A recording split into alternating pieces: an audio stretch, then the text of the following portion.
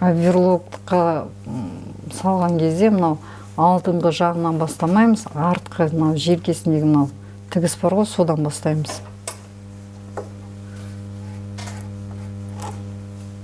Оверлоктың настройкасы.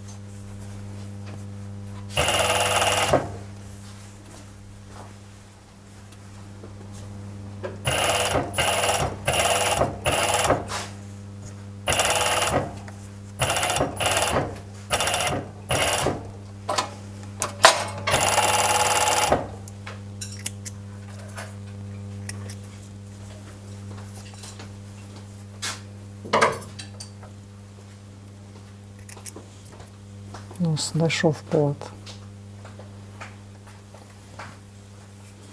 Обработанный шов.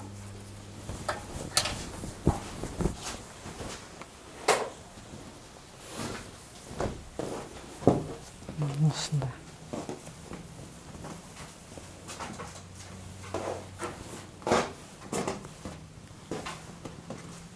Осылай болады, алдыңғы жағы.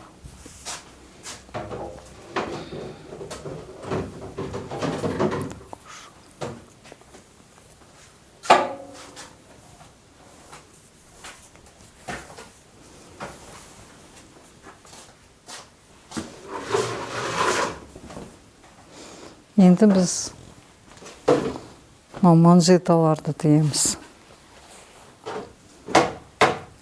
Кеше пішкен кезде мені көрсеттім оны, етегіне саламыз.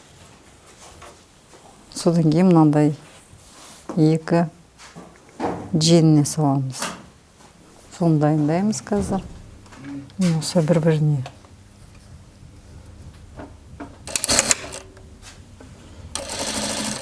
Осымызды өстіп тігеміз.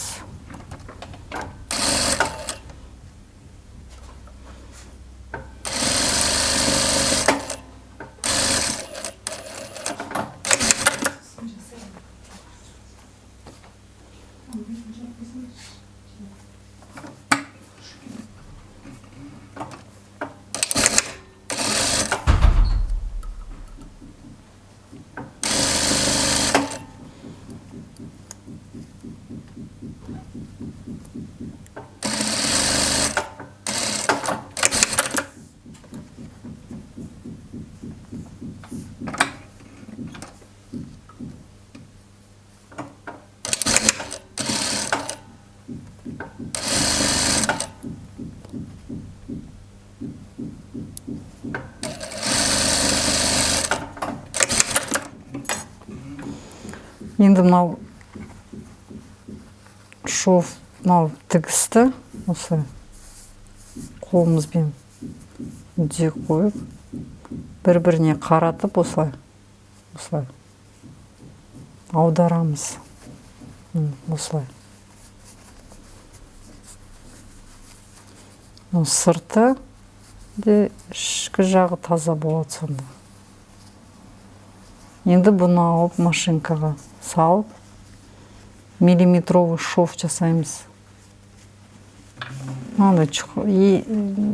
Бір миллиметр аралығы кішкентай болу керек.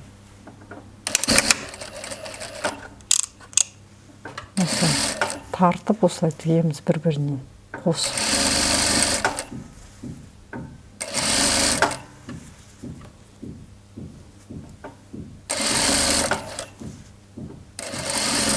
тым қатты кет қалмау керек мына жаққа қарай.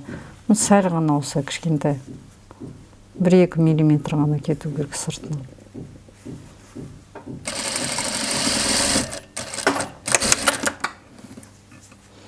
Келесі солай жасаймыз.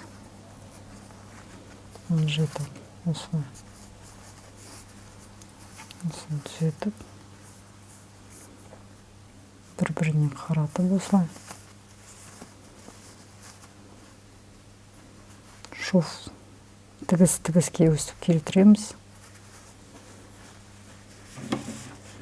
Фиксировать етеміз. Бұл не үшін жасалынады? Анау бір неге жеңге қосқан кезде бір жаққа кет қалуға мүмкін тігістерін, шовтың бәрі айналып. Сондықтан фиксировать етіп осылай дайындаймыз манжеталар.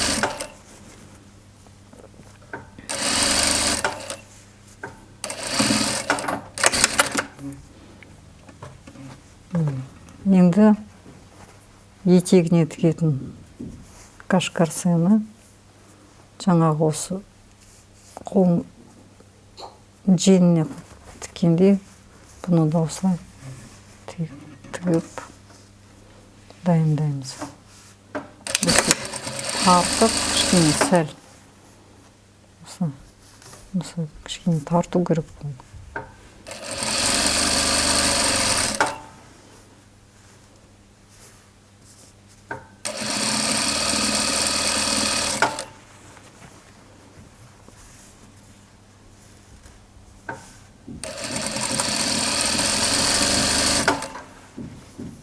Осылай тартып тігіп отыру керек.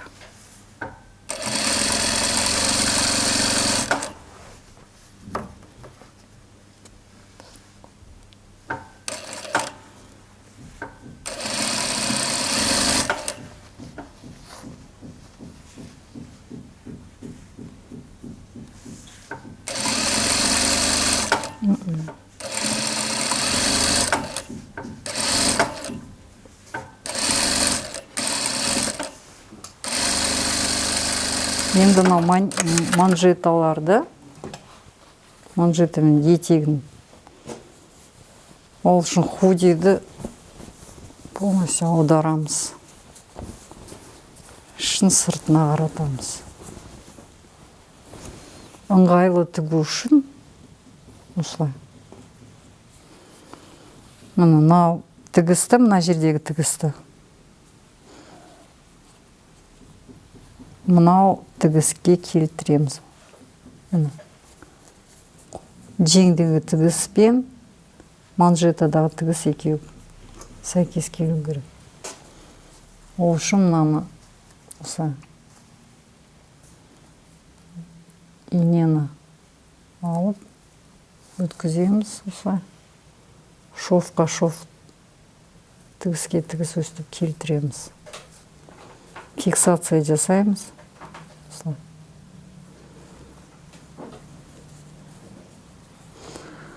Фиксировать етеміз. И осылай манжетаның кашкарсені өстіп тартқанда осылай. Жеңнің көлеміне дұрыс келеді. Бірдей болады. Екінші жағын солай жасаймыз. Тігіске тігісті келтіреміз.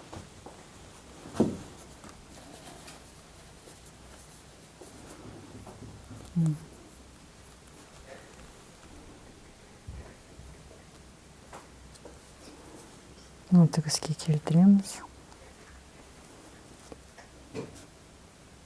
Фиксировать етеміз.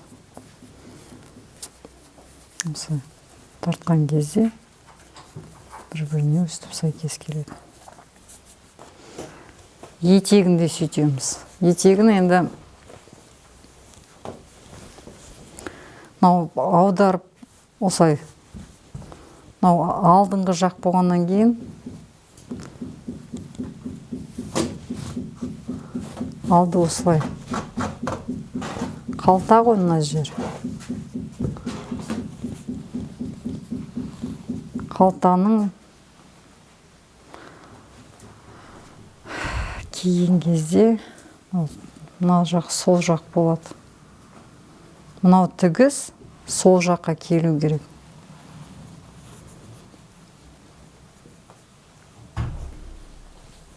Мынау тігіс сол жаққа.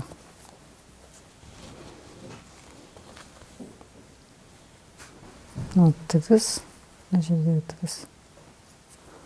Мынау тігіспен сәйкес келу керек.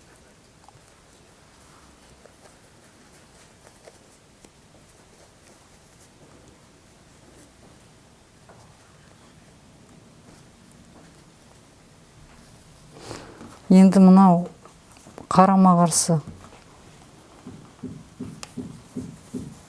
оң жақтағы тігіске мынау кашкарсыны осылай түзу саламыз.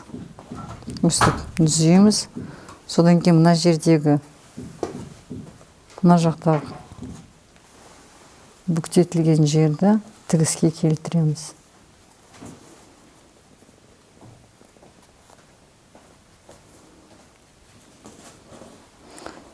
Енді осылай ортасынан аламыз да екі тігіс бір-біріне сәйкес кеп тұр. Мынау рибананы, кашкарсыны осылай фиксировать етеміз булавкамен. Мына жағында.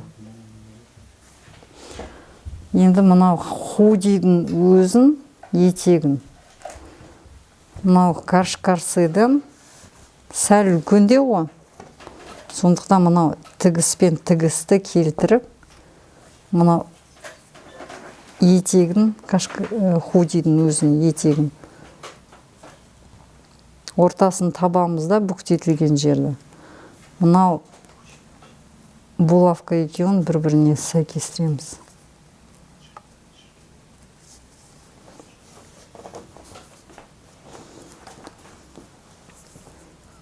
Мына жақта да солай жасаймыз. Ортасын табамыз. Осы аламызда өсіп бір-біріне келтіреміз.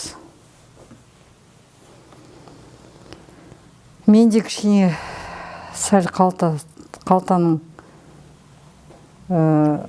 шовы кішкене шығып, мына жаққа сыртқа шыққаннан кейін сәл осылай болып тұр.